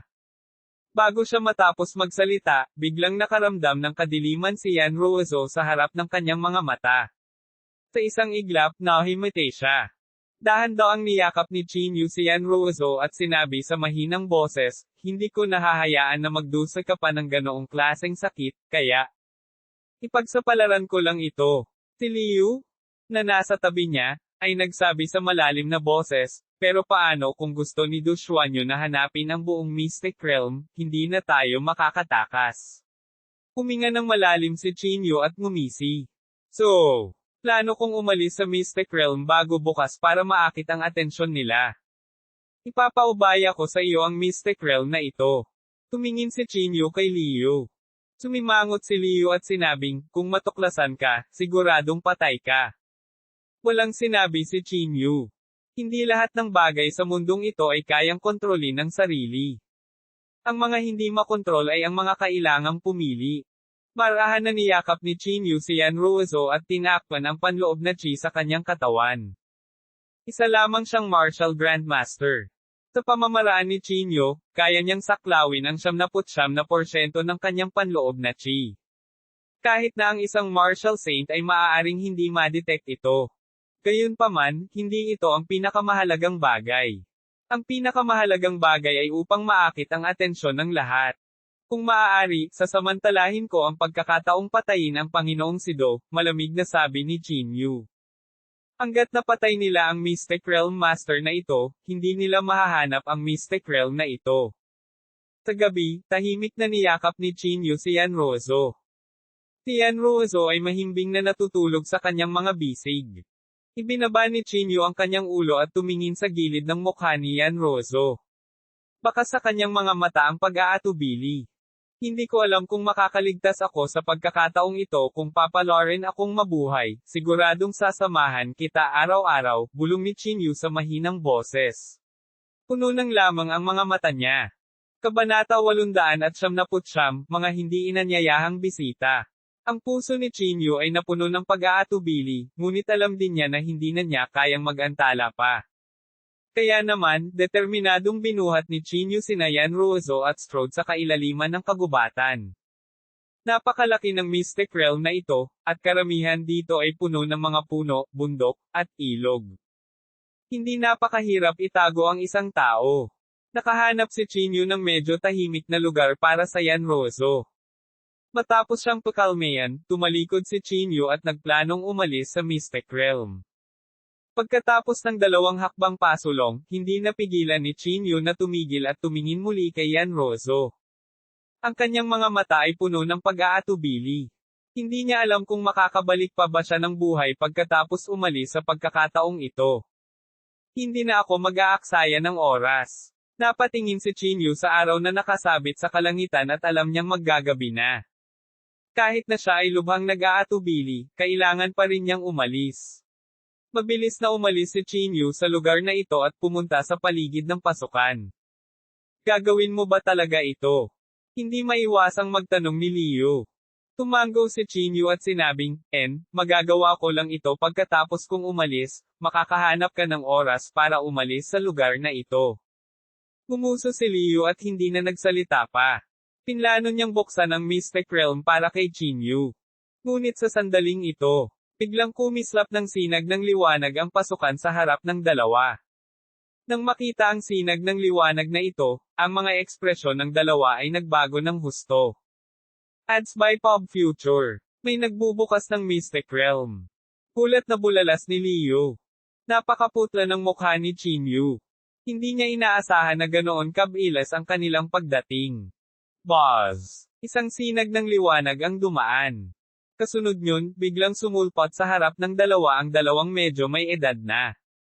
Ang paraan upang buksan ang lihim na kaharian ay tila kakaiba, at tila hindi sila pumasok sa pasukan. Hinailan ni Chinyu si Liu pabalik ng 2 hakbang, ang kanyang mga mata ay puno ng pagbabantay. Ang dalawang nasa katanghaliang gulang na lalaki sa harap niya ay may panloob na chi na parang tubig, kaya hindi naramdaman ni Chinyu ang kanilang lakas. Talagang mabilis kayong dumating, sabi ni Chinyu na may singkit na mga mata. Alin ang Master Do? Napatingin si Chinyu sa kanilang dalawa. Nagkatinginan silang dalawa at may pag-aalinlangan na sinabi, sino siya? Huwag na kayong magkunwaring hindi ko alam na si Master Do ang nagbukas ng Secret Realm. Malamig na sabi ni Chinyu. Kaagad, isang nakakatakot na panloob na chi ang lumabas sa katawan ni Chinyu. Malamig siyang tumingin sa kanilang dalawa at sinabing, wala si Yan Ruozo dito. Isang kakaibang ngiti ang lumitaw sa mukha ng dalawang nasa edad na. Hindi nila pinansin si Chinyu at sinabing, kung gayon ang bloodline ay narito, tama. Tama, hindi ko ine-expect na lalabas dito ang pinakakumpletong bloodline ng pamilya yan. TSK. Kung hindi siya pumasok sa kaharian ng isang martial grandmaster, hindi namin mararamdaman ang kanyang panloob na chi. Ang kanilang mga salita ay nagpapatunay sa iniisip ni Qin Yu. Ang dalawang taong ito ay dumating para sa bloodline. Ads by Pop Future. Dalawang hayop.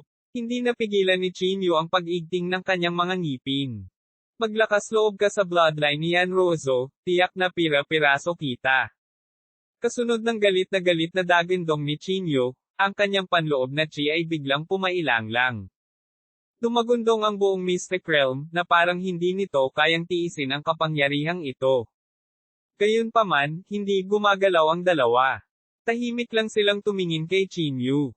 Hayaan mong sabihin ko sa iyo, hanggat may mga taong nabahira ng bloodline ni Rozo, hindi ko hahayaan ang sinuman sa kanila, ungol ni Qin Yu. Pagkatapos, itinaas niya ang kanyang kamay at binasag ang lahat ng panloob na chi sa isang suntok. Ang lahat ng panloob na chi ay natipon sa suntok na ito. Ang nakakatakot na kapangyarihan ay halos tumagos sa lihim na kaharian. Gayunpaman, itinaas lamang ng dalawa ang kanilang mga kamay at marahang tinapik ang kamay ni Qin Yu. Ang panloob na chi sa kamay ni Qin Yu ay agad na naubos.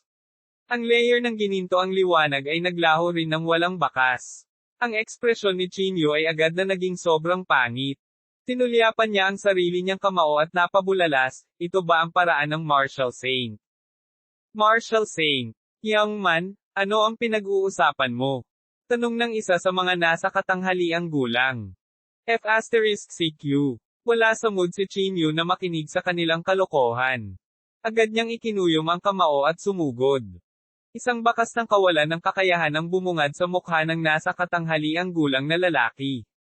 Itinaas niya ang kanyang kamay at dahan-dahang pumihit paarap. Sa isang iglap, ang katawan ni Qin Yu ay tila dinadala ang bigat ng 1,000 tonelada habang ang kanyang buong katawan ay bumagsak sa lupa. Nagsimulang lumabo ang kanyang paningin, at ang buong mundo ay dumilim at dumilim. Parang hindi na maidilat ang mga mata niya. Sa narinig ko, mukhang maganda ang relasyon mo sa may-ari ng kumpletong bloodline, kaya hindi ka namin papatayin.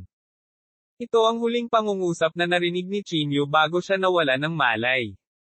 Malakas siyang bumagsak sa lupa at hindi gumagalaw. Nang makita ang eksenang ito, napuno ng pagkabigla ang mukha ni Liu. Ads by Pop Future. Kahit si Qin Yu ay walang lakas na gumanti, lalo pa ang isang Mystic Realm Master na tulad niya. Sana hindi nila matuklasan si Yan Rozo, nanalangin si Liu sa kanyang puso. Dahan-dahang lumipad sa ere ang dalawa. Bahagyang nanliit ang kanilang mga mata at sa sumunod na segundo, bumaril sila patungo kay Yan Rozo. Wala pang kalahating minuto, lumabas ang nasa katanghaliang gulang na lalaki kasama si Yan Rozo sa kanyang mga braso. Paano ito posible? Ang ekspresyon ni Leo ay lubhang hindi magandang tingnan. Ang maingat na itinagong panloob na chi ni Qin Yu ay talagang nasira ng ganoon lang. Ito ang kumpletong bloodline ng pamilya Yan, sabi ng isa sa mga nasa katanghaliang gulang na lalaki sa mahinang boses. Gaya ng inaasahan, ang kanyang bloodline ang pinakakumpletong nakita ko. Sabi rin ng isa pang nasa katanghaliang gulang na lalaki. Sige, tapos na ang misyon. Nagkatinginan silang dalawa at nagplanong umalis. Sa sandaling ito, biglang sumigaw si Leo, sino kayong mga tao? Ano ang gusto ninyong gawin kay Miss Yan? Napatingin silang dalawa kay Leo sa harap nila at sinabing may mahinang ngiti, kailangan ba naming ipaliwanag ito sa iyo? Kinagat ni Leo ang kanyang mga ngipin at sinabing, kung hindi mo sasabihin, huwag mo nang isipin ang pag-alis dito. Hahaha. Hindi napigilan ng isa sa kanila ang tumawa ng malakas. Dapat ay isang Mystic Realm Master ka, tama ba? Pinalaki niya si Leo at sinabi. Nagbago ang ekspresyon ni Leo at napabulalas siya, ikaw, paano mo nalaman? Hindi niya pinansin ang mga salita ni Leo at sinabing, bilang isang Mystic Realm Master, sa palagay ko ay hindi ka magaling sa pakikipaglaban. Tsaka, parang hindi masyadong maganda ang professional level mo. Sinabi ni Leo na may malamig na mukha, syempre alam kong may puwang, ngunit hindi ko ito mabawi. I see. Narinig iyon ng nasa katanghaliang gulang na lalaki at agad na nag-isip ng malalim. Sa sumunod na segundo, bahagyang itinaas niya ang palad. Sa isang iglap, ang buong kalangitan ng Mystic Realm ay nabalot ng 5 kulay na liwanag.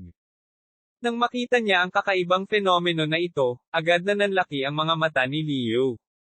Ang 5 kulay na liwanag ay kumislap at nawala nang walang bakas sa isang sandali.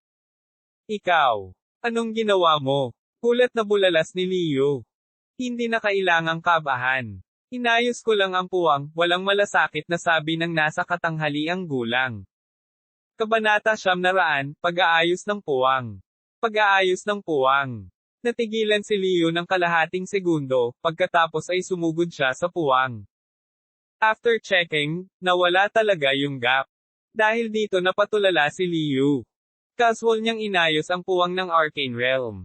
At isa itong malaking arcane na kaharian. Sino ang nasa katanghaliang gulang na lalaking ito? May ganoon siyang kakayahan. Ikaw, paano mo ito nagawa? Sino ka ba talaga? Malakas na tanong ni Leo. Ang nasa katanghaliang gulang na lalaki ay sumulyap kay Leo at sinabing walang pakialam, wala kang mga kwalipikasyon para malaman kung sino ako. Kung gayon bakit mo kami tinulungan? Lalong naguluhan si Leo. Tinulyapan ng nasa katanghaliang gulang na lalaki si Yan Ruozo sa kanyang mga bisig, pagkatapos ay ngumiti at tumalikod para umalis. Gusto siyang pigilan ni Leo, ngunit napagtanto niyang napakabilis ng nasa katanghaliang gulang na lalaki. Malinaw na sobrang lapit nila sa isa't isa, ngunit kahit anong pilit nila, hindi sila makalapit. Hindi man lang sila dumaan sa labasan bago sila nawala sa lihim na kaharian na ito. Katahimikan. Tahimik ang paligid. Tanging tunog ng kaluskos ng mga dahon ang maririnig. Maliban doon, wala nang iba. Ito ay hindi isang bagay na maaaring gawin ng isang ordinaryong tao upang ayusin ang isang Mystic Realm. Ads by Pop Future. Kahit isang martial saint ay walang ganoong kakayahan. Tira. Hindi napigilan ni Leo na mapabuntong hininga sa kanyang puso. Tumakbo siya sa gilid ni Chinyu at tahimik na naghintay para magising ito. Sa labas ng mundo, dumating na talaga si Dushwanyu dito. Gayunpaman, dahil inayos ng misteryosong nasa katanghaliang gulang na iyon ang Mystic Realm, walang natuklasan si Dushwanyu at tumalikod na para umalis. Sa Mystic Realm, nagising lang si Chinyu sa isang day sa tanghali. Kinusat niya ang kanyang mga mata at saka biglang tumayo mula sa lupa. Hinawakan ni Chinyu ang balikat ni Leo at nag-aalalang sinabi, nasaan si Ruozo, nasaan ang 2 tao? Saglit na natahimik si Leo at pagkatapos ay hindi napigil ang mapabuntong hininga. Bilisan mo at sabihin mo sa akin. Nag-aalalang sigaw ni Chinyu. Sinabi ni Leo sa malalim na boses, masasabi ko sa iyo, ngunit kailangan mong maging handa sa pag-iisip. Bilisan mo at sabihin mo sa akin. Galit na sigaw ni Chinyu. Napabuntong hininga si Leo at sinabing, inalis ng 2 taong iyon si Yan Rozo. Damn it! Nang marinig ito, agad na napuno ng galit si Chinyu. Tumalikod na siya at aalis na sana sa Mystic Realm. Sa oras na ito, hinayla ni Leo si Chinyu at malamig na sinabi, saan ka pupunta?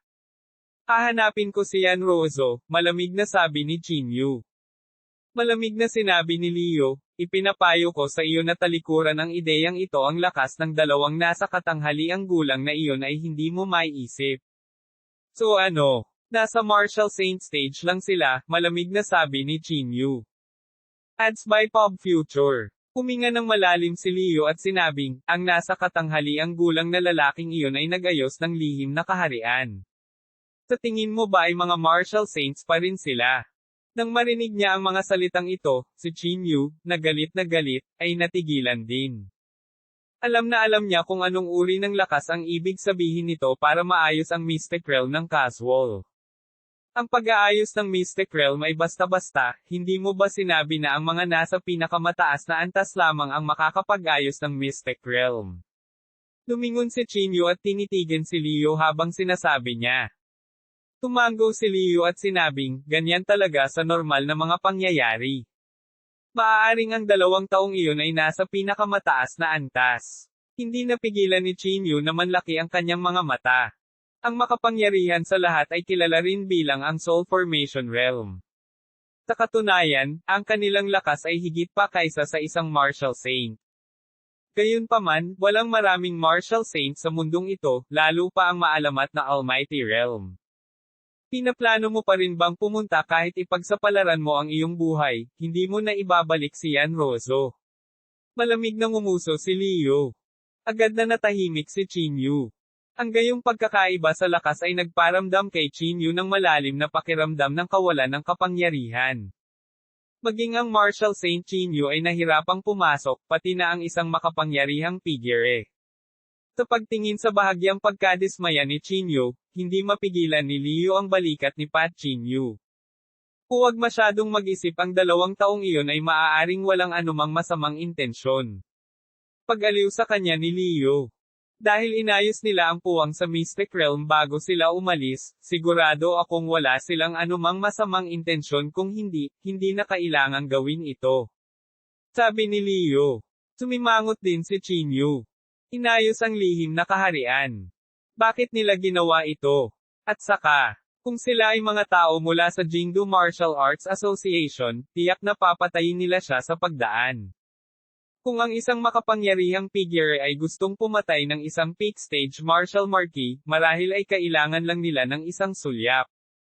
Umupo roon si Chinyu ng mahabang panahon nang walang sinasabi. Ads by Pop Future. Hindi mabilang na mga pagdududa ang napuno sa isip ni Chinyu. Hindi alam ni Leo kung ano ang aaliw sa kanya, kaya tahimik siyang tumayo sa gilid. Pagkalipas ng ilang oras, tumayo si Chinyu mula sa lupa. Dahil hindi ko alam kung sino ang kumuha kay Yanrozo, hahanapin ko sila isa-isa, malamig na sabi ni Chinyu. Ilalagay ko ang utang na ito sa lahat ng puwersang nagtatarget kay Yanrozo, isa-isa kong papatayin silang lahat. Ang pagkawala ni Yanrozo ay muling pumukaw sa layunin ng pagpatay na nakabaon ng malalim sa puso ni Chinyu. Ang napakalamig na layunin ng pagpatay na iyon ay nagpang-inag kay Leo nang hindi sinasadya. Hindi na siya nag-aksaya pa ng oras at agad na sinimulan ang ikalawang round ng cultivation. Pagkatapos tumuntong sa kalahating hakbang na Martial Saint Realm, ang lakas ni Chinyu ay lumakas ng husto. Kung ikukumpara sa perpektong yugto ng Martial Marquis Realm, ang panloob na chi ni Chinyu ay tumaas ng ilang beses. Sa kanyang harapan ay parang mga langgam ang mga ka-level niya.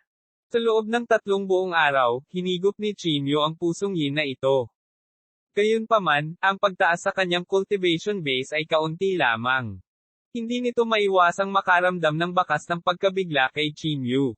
Ang kalahati ng puso ng yin ay nadagdagan lamang ng kaunti. Gaano karaming mga mapagkukunan ang kinakailangan upang maging isang martial saint? Talagang nakakatakot. Kahit na ang isang sekta ay gumamit ng lakas ng buong sekta, magiging mahirap pa rin na lumikha ng isang advanced na yugto ng katawan ng kaguluhan. Sa araw na ito, binuksan ni Chinyu ang kanyang mga mata. Huminga siya ng malalim at 2 sinag ng liwanag ang lumabas sa kanyang mga mata. Kasunod nito, naglakad si Chinyu sa gilid ni Leo. Ano ang mali? Tanong ni Leo na may pagdududa. Huminga ng malalim si Chinyu at sinabing, plano kong umalis pansamantala sa Mystic Realm. Umalis sa Mystic Realm. Natigilan si Leo. Kinilala ni Chinyu at sinabing, hindi ako makakakuha ng maraming pagpapabuti sa Mystic Realm. Sa estado ng aking pag-iisip sa puntong ito, walang saysay na manatili. Pero, alam mo ba kung ano ang haharapin mo kapag lumabas ka? Kumunat ang noo ni Leo at sinabing. Ngumisi si Chinyu at sinabing, kapag nasa dulo ka na ng buhay at kamatayan, mapapabuti mo ang iyong estado ng pag-iisip ng pinakamabilis. At, kailangan ko ng higit pang mapagkukunan.